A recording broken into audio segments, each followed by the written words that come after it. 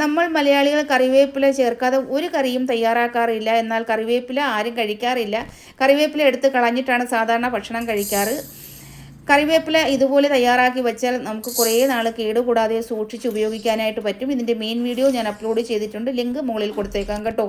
കറിവേപ്പിലയുടെ ഗുണങ്ങളെപ്പറ്റി പറഞ്ഞാൽ തീരാത്ത ഗുണങ്ങളാണ് ഈ കറിവേപ്പിലയ്ക്കുള്ളത്. 1 കപ്പ് കറിവേപ്പില, 1/2 കപ്പ് ഉഴുന്നുപരിപ്പ്, 1/4 കപ്പ് കടലപ്പരിപ്പ്, 1 കപ്പ് നിലക്കടല എല്ലാം കൂടി ലോ ഫ്ലെയിമിൽ വേണം വറുത്തെടുക്കാനായിട്ട്. വറ്റൽമുളക് 12, കാശ്മീരി ചില്ലി 12, 1 കപ്പ് വെളുത്തുള്ളി ചതച്ചത് എല്ലാം കൂടി ലോ ഫ്ലെയിമിൽ വറുത്തെടുക്കണം. 1 സ്പൂൺ കുരുമുളക്, 1 നെല്ലിക്ക വലുപ്പത്തിലുള്ള പുളി, 2 സ്പൂൺ ജീരകം, 1 സ്പൂൺ കായപ്പൊടി എല്ലാം കൂടി ലോ ഫ്ലെയിമിൽ വറുത്ത് മിക്സിയുടെ ജാറിലേക്ക് ഇട്ട് പൊടിച്ച് എയർടൈറ്റ് ജാറിൽ സൂക്ഷിച്ച് ഉപയോഗിക്കാവുന്നതാണ്. വളരെ ടേസ്റ്റാണ് ഇത് ഇഡ്ഡലിക്കും ദോശയ്ക്കും ചോറിനും ഒപ്പം കഴിക്കാനായിട്ട്.